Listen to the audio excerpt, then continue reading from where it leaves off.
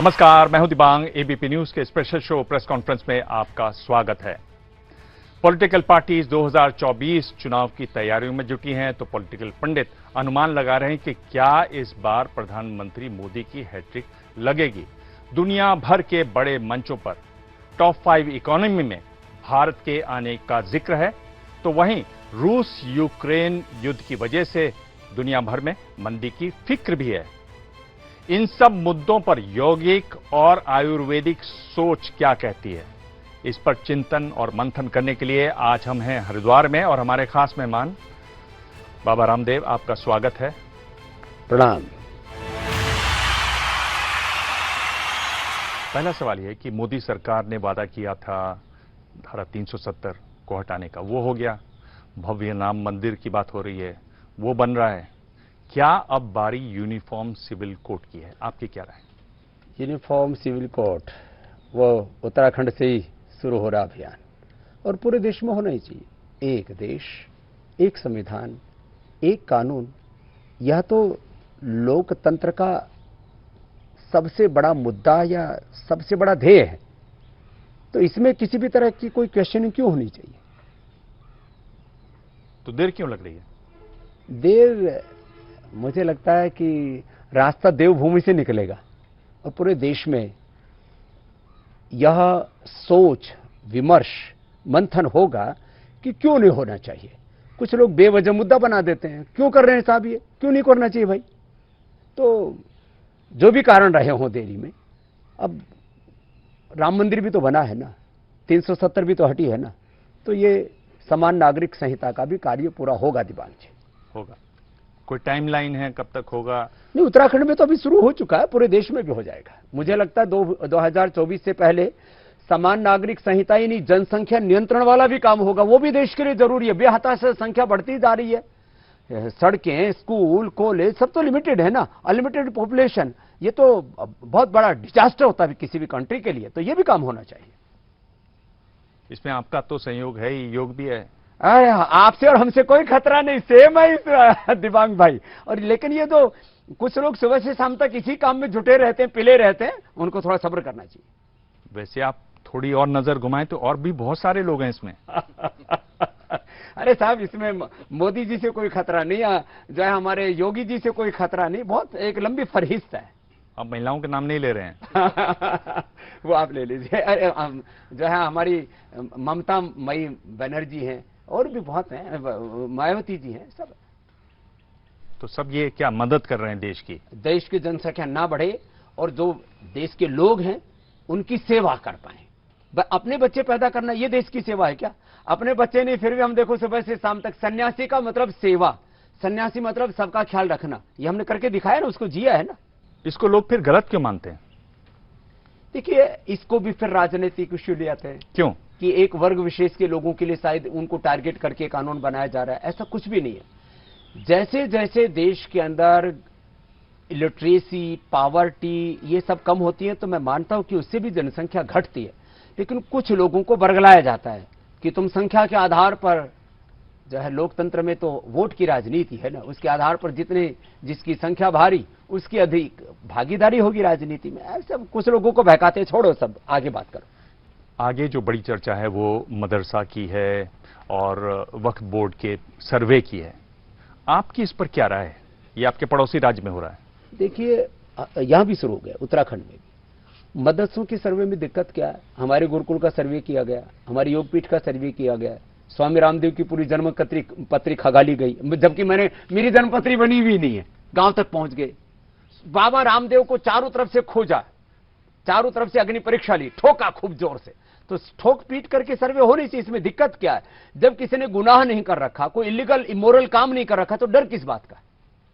तो मदरसों का सर्वे हो। मैं तो कहता हूं जो ईसाइयों के जो चर्च चल रहे हैं, उनके भी जो कॉन्वेंट स्कूल चल रहे हैं, उनके जो हॉस्पिटल चल रहे हैं, उनका भी सर्वे होना चाहिए। क्यों नहीं होना चाहिए?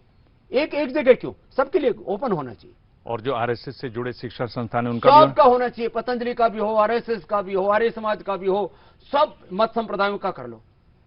ट्रांसपेरेंसी होनी चाहिए ना, पारदर्शिता ही तो इस युग की सबसे बड़ी आवश्यकता है। ये जो वक्त का जो सर्वे हो रहा है, क्या ये पूरे देश में होना चाहिए? क्योंकि अगर आप देखें तो करीब 18 लाख एकड़ जमीन जो है वो सेना के पास है, 12 लाख एकड़ रेलवेज के पास है, 8 लाख एकड़ वक्फ बोर्ड के पास है। तीसरे नंबर पे है मतलब लैंड होल्ड करने में। हाँ। और उसमें ऐसा सुना है कि बहुत सी जगह इन्होंने नाजायज कब्जे कर रखे। नाजायज कब्जा किसी का भी नहीं होना चाहिए। तो बात मैं कहता हूं, सर्वे में दिक्कत क्या है? यदि गलत नहीं कर रखा वक्फ बोर्ड वालों ने तो फिर समस्या क्या है? कोई समस्या नहीं है। तो समस्या इतनी सी है कि कुछ लोग गलती करके और फिर जो है दूसरों को धमकाते हैं, वो गलत है। तो डराना धमकाने वाला काम नहीं होना चाहिए, सर्वे के नाम पर भी नहीं होना चाहिए और वैसे भी नहीं होना चाहिए। तो कुछ लोग गलती करके धमकाते हैं या ऐसे भी लोग हैं जो धमकाते हैं और फिर गलतियां करते हैं? देखो, अब आप बहुत समझदार होशियार पत्रकार हो, इसलिए मैं ज्यादा तो आपकी बातों में उलझूंगा नहीं, लेकिन इतना मैं कहता हूं, ना मैं डरता हूं ना मैं डराता हूं। मैं आपसे सवाल ये पूछना चाहता हूं कि पीएफआई पर इतनी बड़ी कार्रवाई हुई, आपका मत जरूर जानना चाहूंगा कि आपको लगता है कि उन पर बैन लगना चाहिए?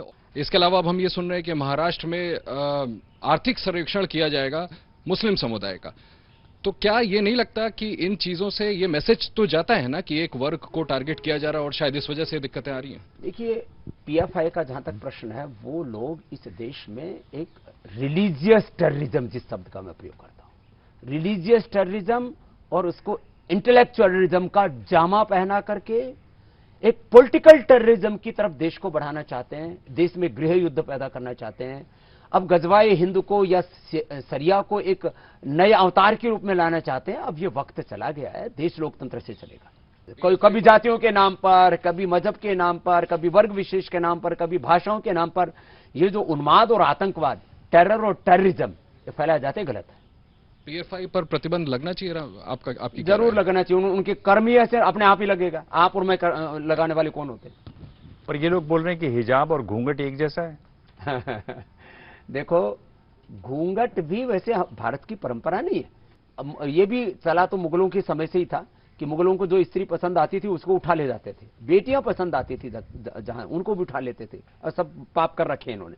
खैर, तो घूंघट का, हिजाब का आप उसकी तुलना मत कीजिए। ये बताइए कि आपने 2013 में एक यात्रा निकाली और प्रधानमंत्री को बदल दिया। अब एक और यात्रा निकल रही है, क्या इस बार भी प्रधानमंत्री बदलेंगे? देखिए, ये जो यात्रा है ये कांग्रेस के अस्तित्व बचाने की यात्रा है। लोग गलत इसकी व्याख्या कर रहे हैं कि कोई ये सिंहासन बदलने की तैयारी है। ये तो अपना आसन उनका बच जाए और कांग्रेस पार्टी टूटने से बच जाए, उसके लिए ये यात्रा निकाली जा रही है। और हर एक को हक है, लोकतंत्र में पक्ष और विपक्ष दोनों जिंदा रहना चाहिए, तभी देश और देश के मुद्दे जिंदा रहेंगे। इसलिए मैं इस यात्रा को ऐसा मानता हूं कि कांग्रेस युवाओं को आगे ला रही है।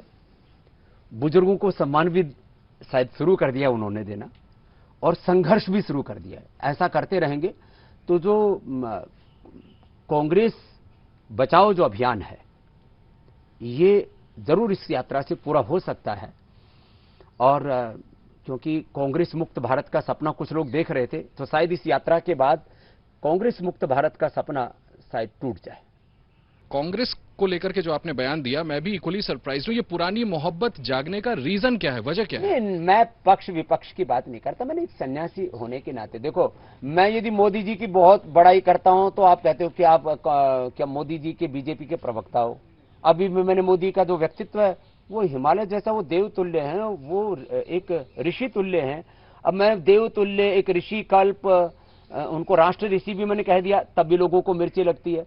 और मैंने एक सन्यासी के नाते एक जनरल ओपिनियन अपना दे दिया, तो भी लोग जो है मेरे को ट्रोल करते हैं। तो भाई, मैं जो है सन्यासी हूं, न पक्ष में न विपक्ष में, लेकिन जब देश की कोई बात आएगी और मुझसे मेरा ओपिनियन जाना जाएगा तो मैं सलीके से अपना ओपिनियन देता हूं। आपके जो अलग अलग रोल हैं, आप योग भी सिखाते हैं, आप उद्योग भी चलाते हैं। उद्योग भी चलाते हैं। किसके लिए चलाते हैं? नहीं, आगे और क्या क्या करते हैं? आप राजनेताओं को भी ज्ञान देते हैं, राजनीति में भी आप अपनी बातें रखते हैं। क्यों पूछते हो मेरे से?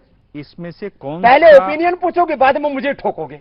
इसमें से कौन सा रोल है जो आपको बड़ा स्वाभाविक लगता है, जिसमें देखिए, सन्यासी हमेशा से देश के लिए जीते रहे हैं। देश के लिए पुरुषार्थ करते रहे। मैं गौतम कड़ाद पाणिनि पतंजलि महर्षि दयानंद का वंशज हूं और उन्हीं ऋषियों ने देश बनाया है। किसी राजनेता ने रानी महाराजा ने देश नहीं बनाया।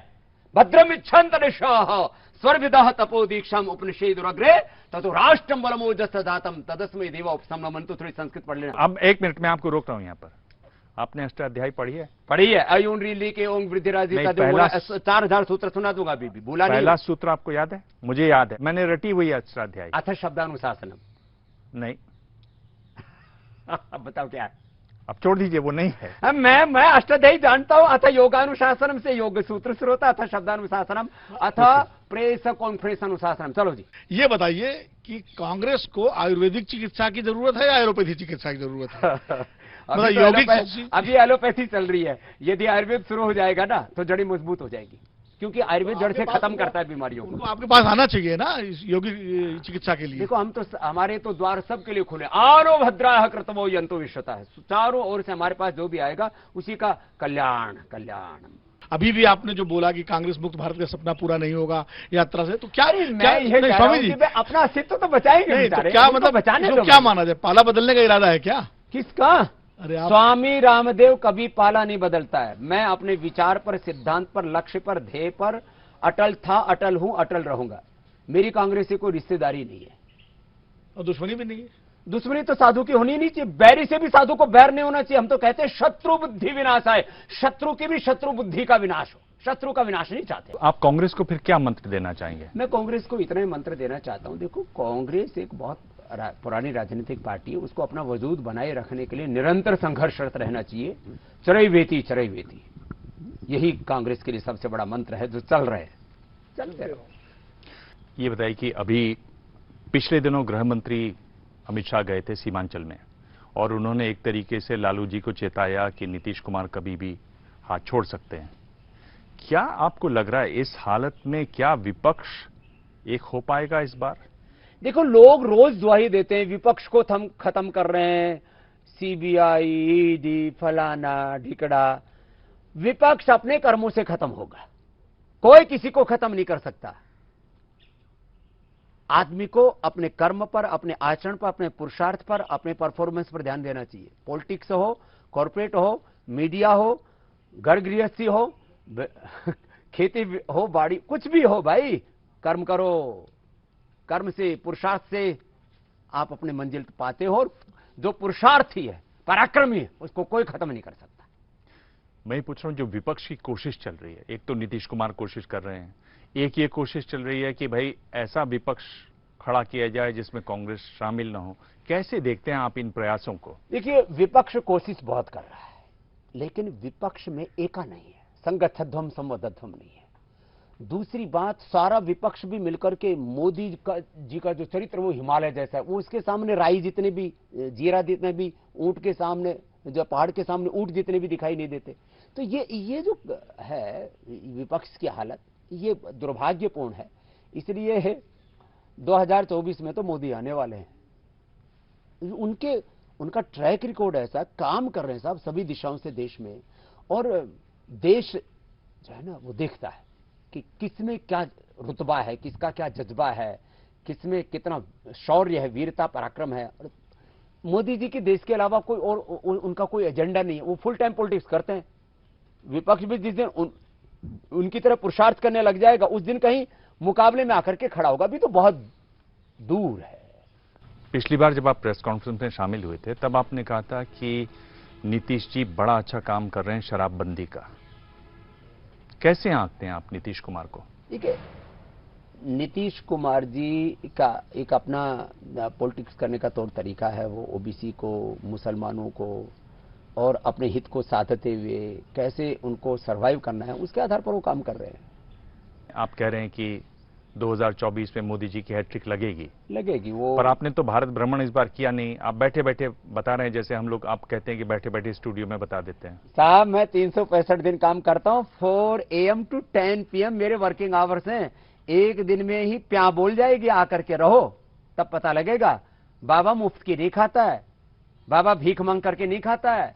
बाबा प्रमादी नहीं, प्रमादो मृत्यु अप्रमादो अमृतम अमृत पदम अकर्मादस्यु। मैं पुरुषार्थ का पुजारी हूं और देश को देखता हूं, पूरे देश में अभी भी घूमता रहता हूं और भी घूमूंगा, और देश को जानता हूं ना। मैं रोज कम से कम 2-3 हजार लोगों से मिलता हूं साहब। मैं आपसे एक छोटा सवाल पूछ रहा हूं, ये जो आप संस्कृत में कोट करते हैं, कभी कभी आपको ऐसा लगता है कि मैंने गलत सुना दिया, पर इनको तो समझ में नहीं आएगा, हिंदी में ये बता देता हूं, बिना डोर की पतंग यहां उड़ाते हैं आप कभी? वैसे मैं पूछ रहा हूं। अरे देखो, बिना डोर के पतंग उड़ ही नहीं सकती। देखो, मैं शास्त्र का व्यक्ति हूं। मैं अपनी अतीत को, अतीत के गौरव, वर्तमान के पुरुषार्थ और भविष्य के स्वर्णिम स्वप्न लिए मैं जीता हूं। एक जिंदा सन्यासी हूं, मुर्दा नहीं हूं। पीओके की बात हो रही है, पीओके पर कुछ करना चाहिए आपको लगता है? अब पीओके का भारत में विलय हो जाना चाहिए। 2024 से पहले हो जाए तो और मजे आ जाएंगे। आप बताइए कि आप जब मिलते हैं प्रधानमंत्री जी से, गृह मंत्री जी से, तो क्या इन मुद्दों पर बात होती है? कभी आपने पीओके पर बात की? देखिए, प्रधानमंत्री जी से मिलता हूं तो राहुल गांधी जी के बारे में कतई बात नहीं होती है। प्रधानमंत्री जी से मिलता हूं तो कोई राजनीतिक बात कतई नहीं होती है। देश की शिक्षा, देश की चिकित्सा व्यवस्था कैसी हो, 2047 तक भारत विश्व की सबसे बड़ी आर्थिक आध्यात्मिक महाशक्ति कैसे बनेगा, इस राजनीतिक गुलामी को तो हमने खत्म कर दिया। अब ये शिक्षा की गुलामी, चिकित्सा की गुलामी, आर्थिक गुलामी से देश कैसे बाहर निकलेगा, इसमें हम सब मिलकर के क्या काम कर सकते हैं? राष्ट्र धर्म, राष्ट्रवाद के अलावा कोई मुद्दा ही नहीं होता है साहब। वो भी फकीर, हम भी फकीर। देश को मिलकर के कैसे बनाए अमीर, इसके बारे में सोचते हैं।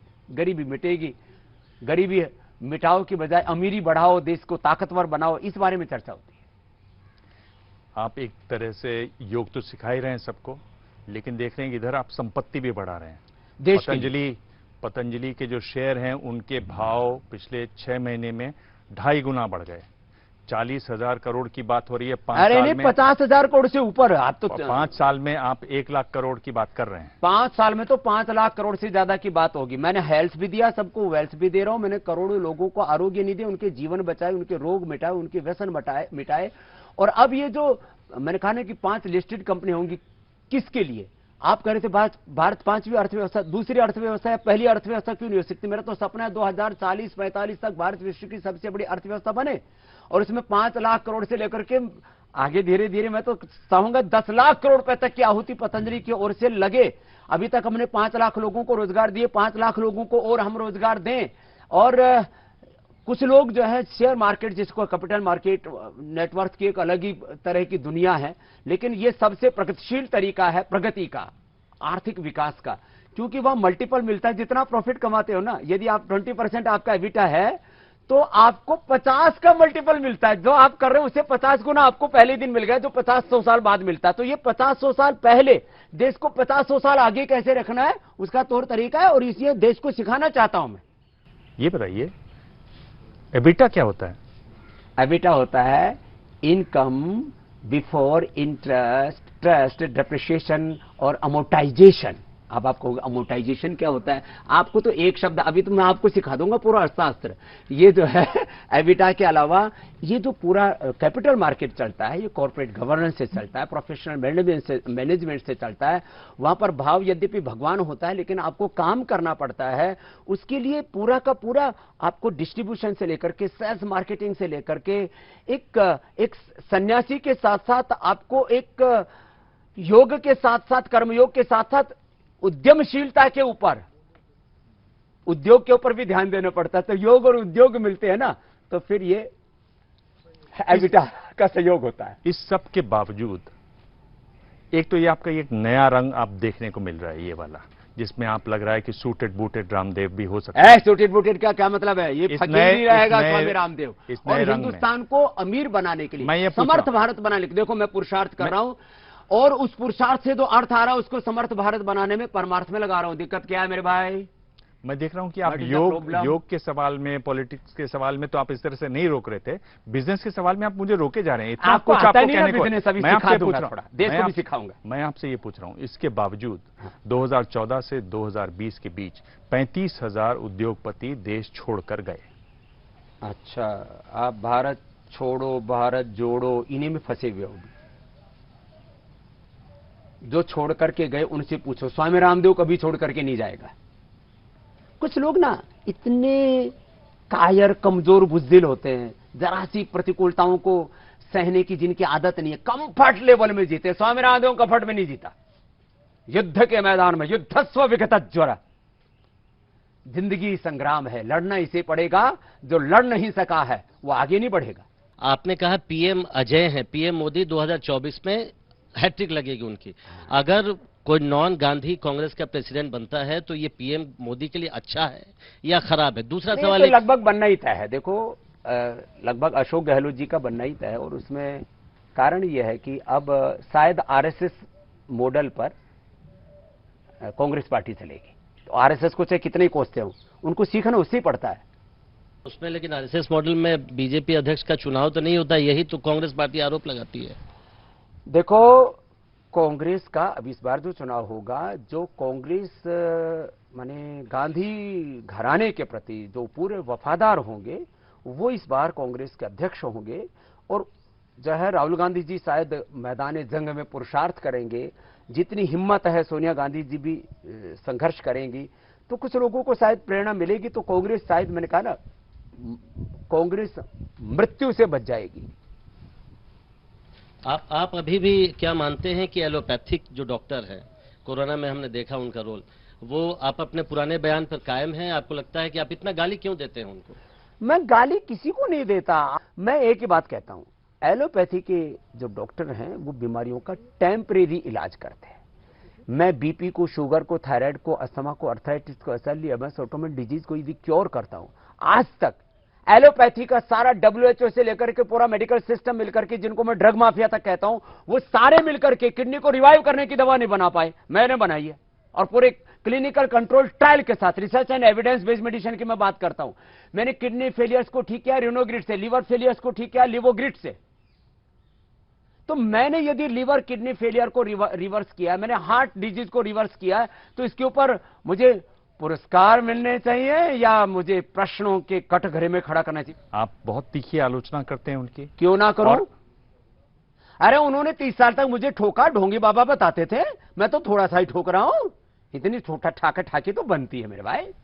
पर मैं ये पूछ रहा हूं कि आप तो स्वामी हैं, ठोका ठाकी आप करेंगे? अरे वो स्वामी तो बदला लेगा, मतलब हम स्वामी हरियाणा याद में रखेगा शरीर कि पैदा इन्होंने हुआ मुझे ना। ठोका तो मैं भी इनको ठोकूंगा। ये स्वामी का आचरण है। अरे प्रतिशोध नहीं है, ये एक लोक भाषा है कि मैं लोगों को आगाह करना चाहता हूं कि ये तुम्हें भ्रमात है कि BP, sugar, thyroid, asthma, arthritis की ओर नहीं होगा, और इसके मैनेजमेंट की दवा के नाम पर ड्रग्स और ड्रग्स के एडवर्स इफेक्ट, डिजीज और डिजीज के कॉम्प्लिकेशन से लाखों करोड़ों लोगों के मन में आपने कुंठा बैठा दी को कभी ठीक ही नहीं होंगे। और मैं ठीक कर रहा हूं तो कौन सा गुनाह कर रहा हूं?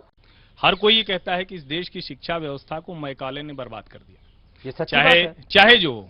अब सवाल ये है कि सरकार ने राष्ट्रीय शिक्षा नीति बना दी, इस सरकार ने योग ऋषि रामदेव को शिक्षा का भी जिम्मा दे दिया, भारतीय शिक्षा बोर्ड बना दिया।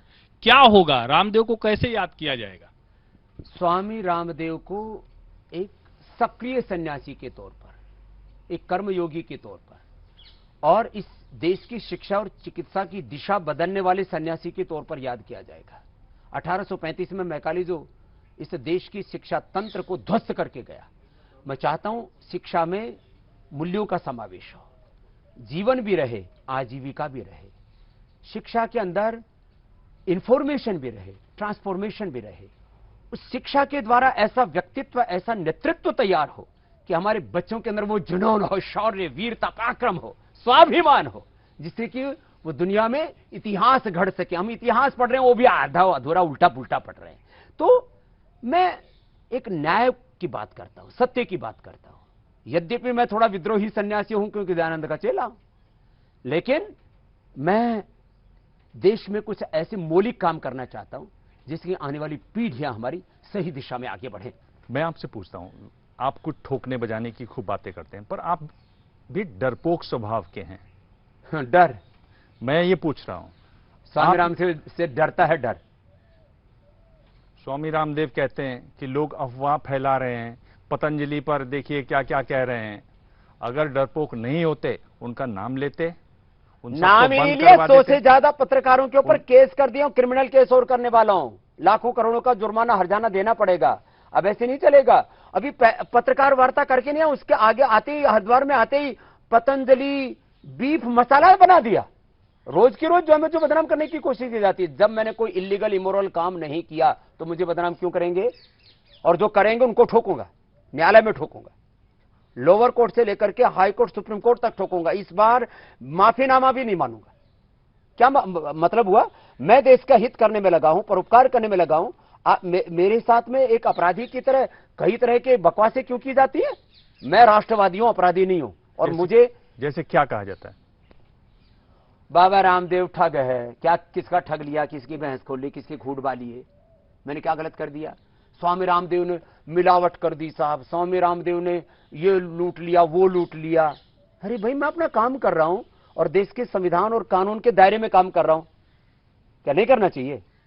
और मेरे काम करने से करोड़ों लोगों का भला हो रहा है, क्या नहीं होना चाहिए?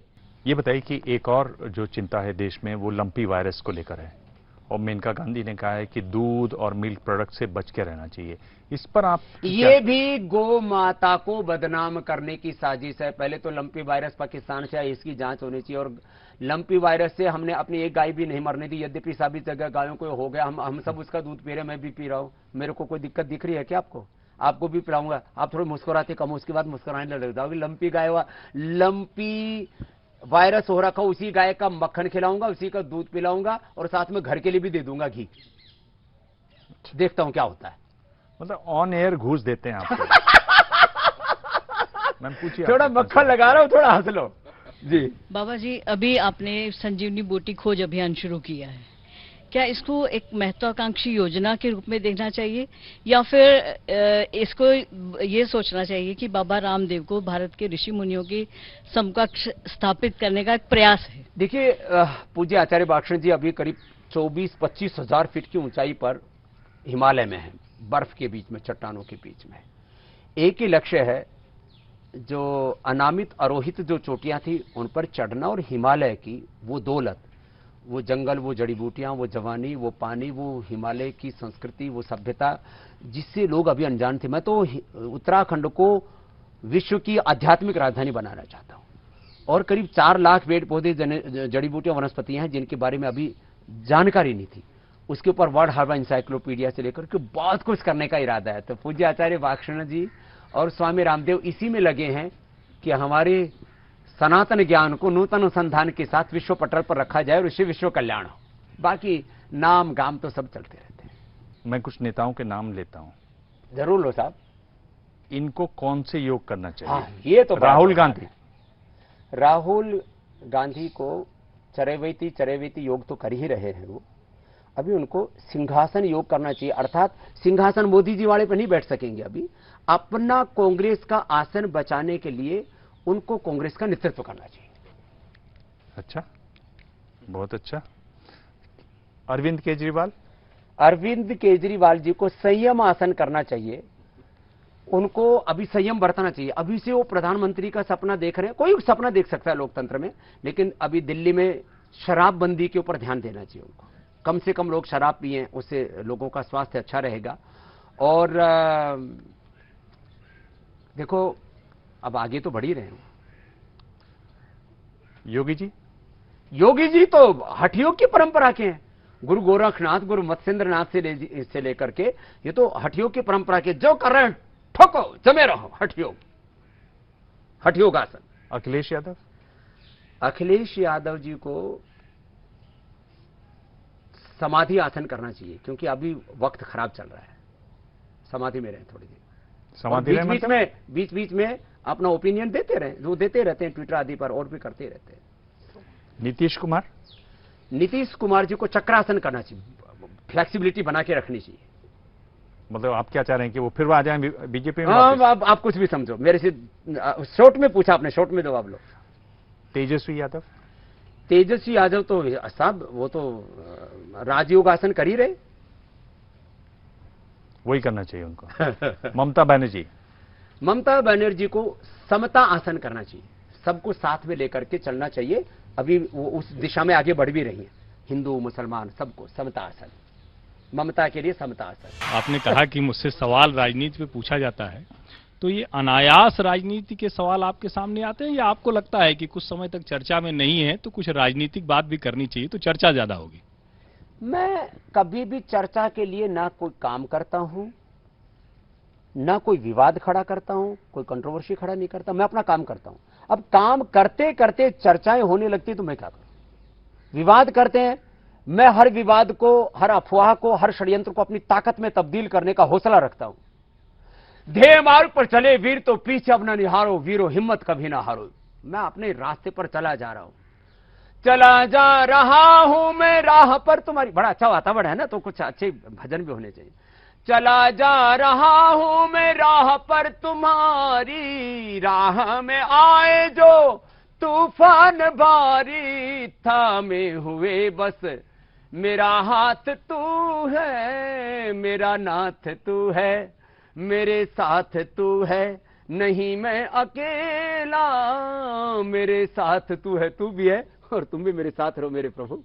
कुछ कह रहे थे आप, बड़े मुस्कुरा रहे थे। मैं आपसे पूछ रहा हूं कि इतने साल बाद ये जो कोशिश अब हो रही है कि मोहन भागवत जाते हैं मदरसे में, मदरसे की तरफ से कहा गया ये तो राष्ट्रपिता हैं, ये कोशिश क्या दिखाता है? ये कोशिश ये दिखाता है कि भारत अब एकता, अखंडता और संप्रभुता के रास्ते पर परम वैभवशाली भारत बनने की दिशा में आगे बढ़ रहा है। सब मिलजुल करके चलेंगे तो ही देश बनेगा और देश बचेगा।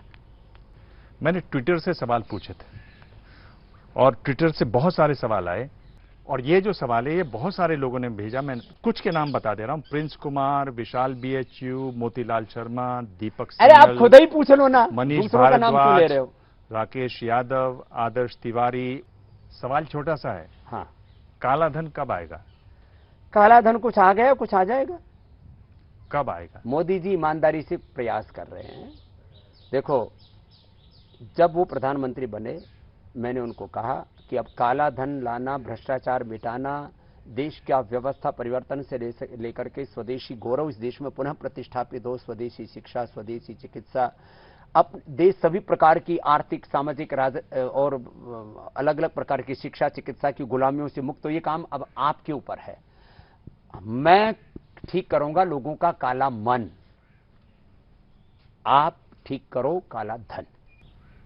तो काला धन बढ़ रहा है स्विस बैंकों में, ये भी आपने पिछली बार मुझे बताया था। ऐसा जो है, अभी मैं आपको इतना ही बोल रहा हूं कि काले धन के ऊपर भी मोदी जी काम कर रहे हैं। देश की अर्थव्यवस्था भी सही दिशा में कैसे आगे बढ़े, क्योंकि पूरी दुनिया में फिर से मंदी का दौर चल रहा है।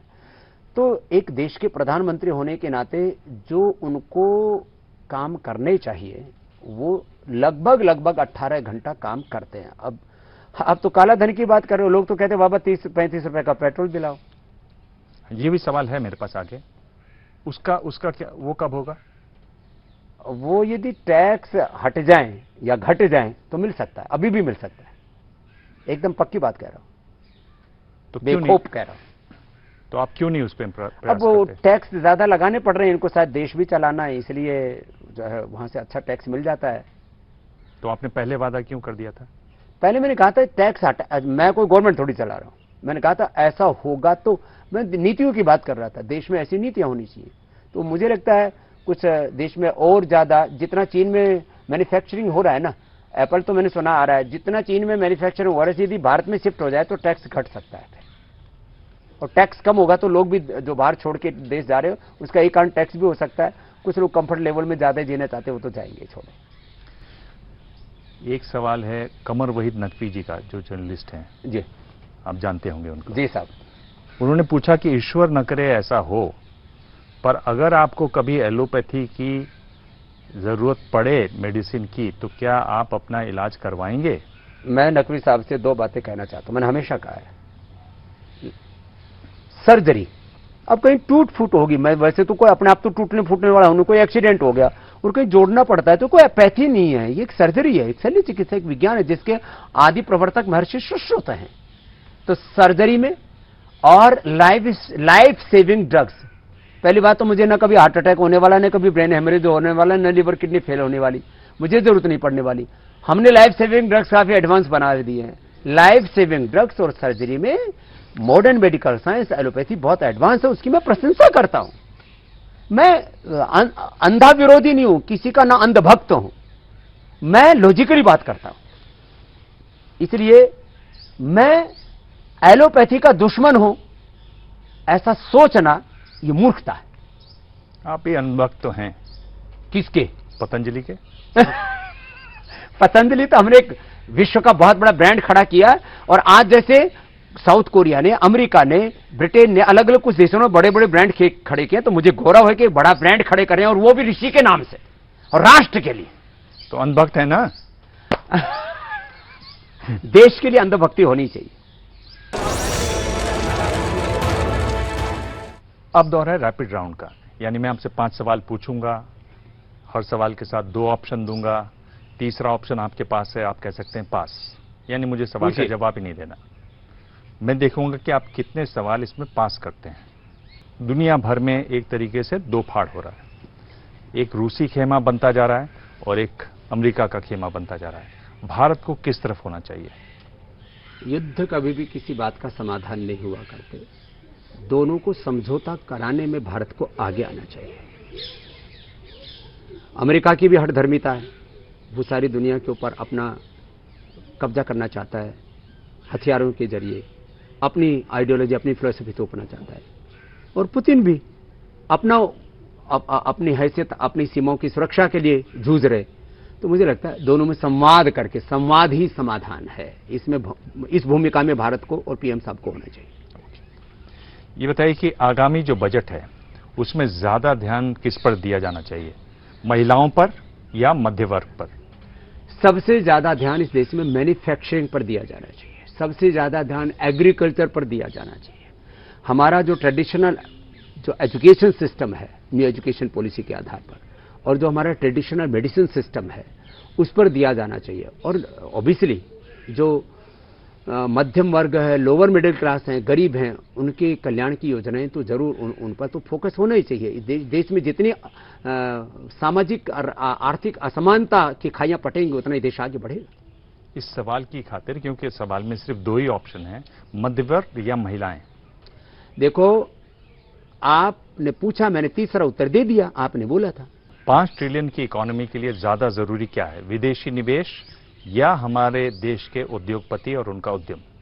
देखिए, एक समन्वित प्रयास करना पड़ता है।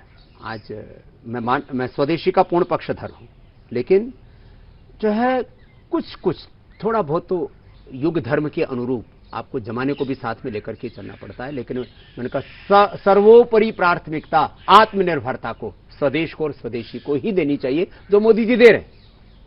आगे 2 सवाल हैं, 2 ऑप्शन हर सवाल के साथ हैं, और मैं चाहूंगा इस बार आप चुनिएगा, इस बार आप ये गोलमोल बातें मत कीजिएगा। मैं न्यायपूर्ण बातें करता हूं, गोलमोल नहीं करता। प्रधानमंत्री नरेंद्र मोदी को विपक्ष की तरफ से बेहतर चुनौती कौन दे सकेंगे, राहुल गांधी या नीतीश कुमार? दोनों ही नहीं। दोनों में से बेहतर कौन है? सारे विपक्षी मिलकर के इकट्ठे हो जाएं, जैसे कहते हैं ना, पूरे विपक्ष को गड़ा करके लोहे की तरह एक कर दिया जाए, तो भी चुनौती नहीं दे सकते। इतना बड़ा व्यक्तित्व तो हो चुका है प्रधानमंत्री मोदी जी का। विपक्षियों की बात करें तो उनमें सर्वश्रेष्ठ कौन है, यह पूछ रहा हूं, राहुल गांधी या नीतीश कुमार? इस समय तो केजरीवाल जी रेस में सबसे आगे है। देश के विकास के लिए योगदान देना हो तो भविष्य में पतंजलि ट्रेन शुरू करना चाहेगा या एयरलाइन सर्विस? पतंजलि का इरादा न ट्रेन शुरू करने का है, न एयरलाइंस। पतंजलि की जो मूल प्रकृति है वो अपनी मूल संस्कृति के साथ जुड़ी हुई। कोई भी ब्रांड का ना एक फिलोसफी होती है, इसलिए तो मैं कहता हूँ थोड़ा बिजनेस भी पढ़ लो, पत्रकारिता तो पढ़ ली। तो पतंजलि ब्रांड की फिलोसफी जुड़ी है हेल्थ से, एजुकेशन से, कैरेक्टर बिल्डिंग की, नेशन बिल्डिंग के, वो काम जो हमारी ऋषि संस्कृति और सनातन संस्कृति के अनुकूल हैं। तो हवाई जहाज या रेलगाड़ी? पतंजलि जिन कार्यों को कर रहा है, इन्हीं को और विराट रूप देगा। विश्व की शिक्षा और चिकित्सा की दिशा बदलने में हम काम करेंगे। पूरी दुनिया में मेरा इरादा है पहले 10,000 और बाद में 1 लाख पतंजलि वेलनेस के सेंटर्स खोलना। पहले भारतीय शिक्षा बोर्ड के माध्यम से 12वीं तक के और पतंजलि विश्वविद्यालय के माध्यम से पूरे विश्व की पूरी शिक्षा व्यवस्था को नई दिशा देना। और पतंजलि का सबसे बड़ा इन्वेस्टमेंट इन फ्यूचर, मैं कहूंगा 80% इन्वेस्टमेंट हेल्थ और एजुकेशन में ही होने वाला है, और यही किसी देश को बनाते हैं। आपने करीब करीब सभी सवालों के जवाब दिए। कुछ के आपको गोलमोल पसंद नहीं है तो गोल गोल सवाल के जवाब दिए, सीधे सीधे जवाब दिए। और दूसरा ये भी दिखाई दे रहा है कि आप अब ज्यादा आक्रामक हो गए। ये शायद पहली बार है कि आप सवाल पूरे पूछने नहीं देते, आप बीच बीच में आते हैं, अड़ते हैं। पहले आप ऐसे नहीं थे, स्वभाव में परिवर्तन आया है। शायद पराक्रमी होना चाहिए, सबको स्वाभिमानी होना चाहिए। शायद इसकी बड़ी वजह उम्र भी हो। हे मेरे धन्यवाद। राम, दिबांग भाई को भगवान और ज्यादा ऊर्जा देना, जिससे कि अगली बार दोनों का पराक्रम आमने सामने खूब जोरदार हो। प्रेस कॉन्फ्रेंस में आज इतना ही। अगले हफ्ते मिलेंगे एक और खास मेहमान से। तब तक देखते रहिए एबीपी न्यूज। क्या मजबूरी है मेरी, बताइए। मैं अभी आपको बताती हूँ कि मैंने ओए होए होए होए होए, नमकीन के चटकारे लेते हुए टकटकी मार के डिबेट शो को पॉज रिपीट कर कर के देख रहे हैं जोगिंदर जी। इनकी तरह आप भी देखें अपनी फेवरेट डिबेट्स को रिपीट कर, और डाउनलोड कीजिए एबीपी लाइव ऐप अपने स्मार्ट टीवी पर।